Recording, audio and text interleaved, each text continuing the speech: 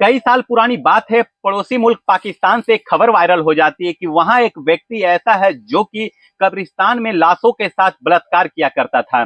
एक दिन एक लाश की आंखों से रोशनी निकल जाती है और उस रोशनी को देख करके वह डर जाता है और डर के मारे जैसे ही वह कब्रिस्तान से भागता है तो उसे भागते हुए लोग देख लेते हैं और तब पता चलता है कि वह लाश के साथ बलात्कार किया करता था। मामला जब खुलता है, पुलिस उसे पकड़ती है और पूछताछ करती है तो आखिरकार सच्चाई सामने आती है कि वो और उसका दोस्त लगभग 50 महिलाओं के साथ, यानी कि 50 औरतों के साथ जो मर चुकी होती है, उनकी लाशों के साथ, उनके डेड बॉडी के साथ बलात्कार किया करता था। ऐसी कई खबरें हैं जो पाकिस्तान से सुनने को और देखने को मिल जाती है, मगर हिंदुस्तान में ऐसी बातें बहुत कम ही मिलती है। मगर अब हिंदुस्तान से जब ऐसी खबर देखने और सुनने को मिली कि एक ऐसी महिला जो कि लगभग उसकी दादी की उम्र की रही होगी, उसको मारने के बाद उसके साथ जब वह बलात्कार किया करता है तो वाकई इंसानियत शर्मसार हो उठती है और फिर कहीं ना कहीं अपने आप पर और अपने मर्द होने पर और फिर इंसान होने पर शर्म आने लग जाती है। इस समाज में कैसे कैसे विकृत मानसिकता के लोग रहा करते हैं कि वे एक बुजुर्ग महिला के साथ भी ऐसी हरकत कर सकते हैं और उन्हें अपने हवस का शिकार बना सकते हैं। नमस्कार, आदाब, सत श्री अकाल, मैं मनोज यादव, मेरा अभिवादन स्वीकार करें। आज की जो सच्ची घटना मैं आपको सुनाने जा रहा हूं, यह सच्ची घटना है राजस्थान प्रदेश के हनुमानगढ़ जिले की। दरअसल यहाँ का एक कस्बा है पीलीबंगा और इसी कस्बे का एक गांव लगता है जिसका नाम होता है दुलगामा। दरअसल दुलगामा का यह मामला होता है, एक बुजुर्ग महिला जो कि 15 सितंबर की रात 8 बजे के आसपास अपने देवर के पास पहुंचती है बनवारी लाल, और फिर बनवारी लाल से जाकर के कहती है कि रोते हुए बिलखते हुए जाकर के कहती है कि बनवारी, मेरे साथ एक लड़के ने बदतमीजी की है, वो मेरा मोबाइल लेकर के भाग गया है और फिर वह मुझसे गलत हरकत कर रहा था। तो बनवारी लाल उसकी बातों को सुनकर के थोड़ा अचंभित होता है, कहता है कि भाभी, आज तुम रात को यहीं सो जाओ, जब अगला दिन निकलेगा तो मैं जाकर के उससे बात करूंगा कि आखिरकार उसने ऐसा क्यों किया होता है। कहा कि वो बनवारी, वो मेरा मोबाइल भी लेकर के चला गया है। फिर कहता है कि नहीं भाभी, आप परेशान मत हो, उससे मोबाइल भी ले लेंगे, आप यहीं पर आज की रात सो जाओ। उसकी भाभी जो होती है यह कह करके चली जाती है कि घर में बहुत सारे पशु बंधे हुए हैं, रात को अगर चोर आ गए तो उन्हें खोल करके लेकर के चले जाएंगे, मेरे पास जीने का सहारा वही तो है और कुछ है भी तो नहीं। दरअसल वाकई उस महिला का जो जीने का सहारा होता वो पशु ही तो थे। 3 साल पहले अचानक से उसके पति की मृत्यु हो जाती है और फिर पूरी जिंदगी निकल जाती है, लेकिन उसको बच्चे पैदा नहीं होते हैं। अब उसकी उम्र लगभग होती है कि 60 साल के आसपास हो जाती है। अचानक ही जब रात के 1 बजते हैं, 15 सितंबर की रात को 1 बजे के आसपास का वाकया होता है, उस महिला का पड़ोसी जो कि रोते हुए बिलखते हुए फिर से बनवारी लाल के पास पहुंचता है और जाकर के कहता है कि भाभी के साथ कुछ गलत हो गया है, बस जल्दी से चलिए आप। जैसे ही बनवारी लाल सुनता है यह बात तो उसको यकीन नहीं होता और फिर वहां जाकर के जब वह देखते हैं तो देखने के बाद वाकई रोते रोते बनवारी लाल की हालत खराब हो जाती है। वे कहता है कि काश भाभी यहाँ पर रुक जाती तो आज की रात तो यह बिल्कुल भी नहीं होता। दरअसल उसकी भाभी की लाश आंगन में पड़ी हुई होती है और कपड़े उसके तन से बिल्कुल ही जुदा होते हैं, जिन्हें देख करके साफ अंदाजा लगाया जा सकता है कि इनके साथ कुछ न कुछ अमानवीय व्यवहार हुआ है, गलत हुआ है।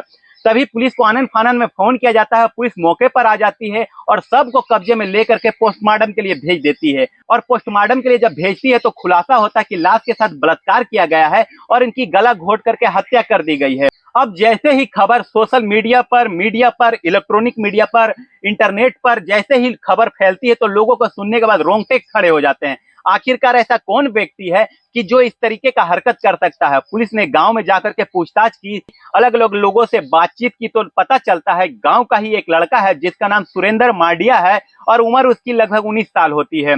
वे लड़का अक्सर इस बुजुर्ग महिला जिसकी उम्र लगभग 60 साल है उस पर गलत नजर रखा करता था। 15 सितंबर को भी वो आया हुआ होता और उसका मोबाइल छीन करके भाग गया होता है, लेकिन फिर भी उसकी आग शांत नहीं होती है और फिर वह व्यक्ति, वह लड़का फिर से उसके घर में आता है और घर में आने के बाद उसके साथ ऐसी हरकतों को अंजाम देता है।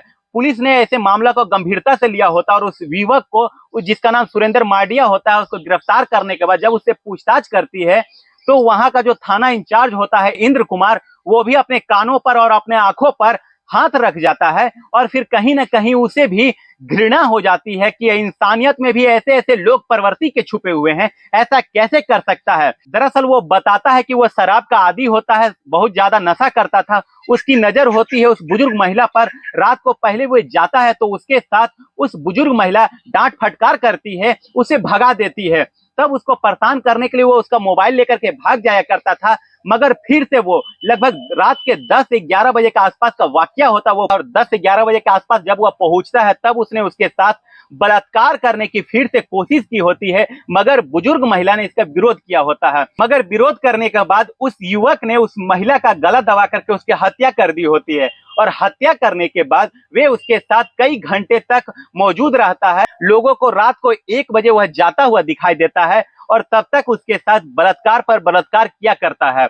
वाकई इस घटना को सुनने के बाद किसी के भी रोंगटे खड़े हो जाएंगे, कोई भी सोचने पर मजबूर हो जाएगा कि समाज में कैसे कैसे विकृत मानसिकता के लोग रहते हैं। हो ना हो, उस लड़के की उम्र 19 साल होती है और उस बुजुर्ग महिला की उम्र 60 साल होती है। दोनों में कितना अंतर होता है कि ये शायद लड़के की वे दादी की उम्र की रही होगी।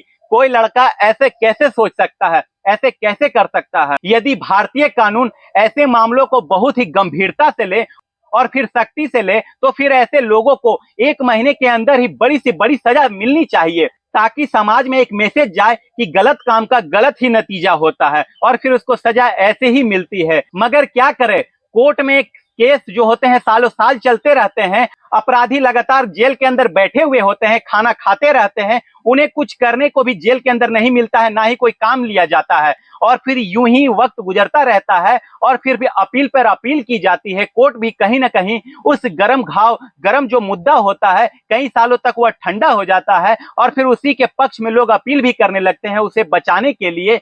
मगर समाज को और फिर कानून को, ऐसे देश के, ऐसे सरकार को इसमें कुछ नई पहल करनी होगी और फिर ऐसे अपराधियों से सख्ती से निपटना होगा। दोस्तों, आज की कहानी को सुनाने का उद्देश्य किसी को हताश, परेशान, निराश करना नहीं है, बल्कि आपको जागरूक, सतर्क, सजग करना है। दोस्तों, अगर वीडियो अच्छी लगी हो तो चैनल को लाइक, शेयर, सब्सक्राइब करना ना भूलें। मिलते हैं अगले किसी नए वीडियो में, तब तक के लिए जय हिंद, जय भारत।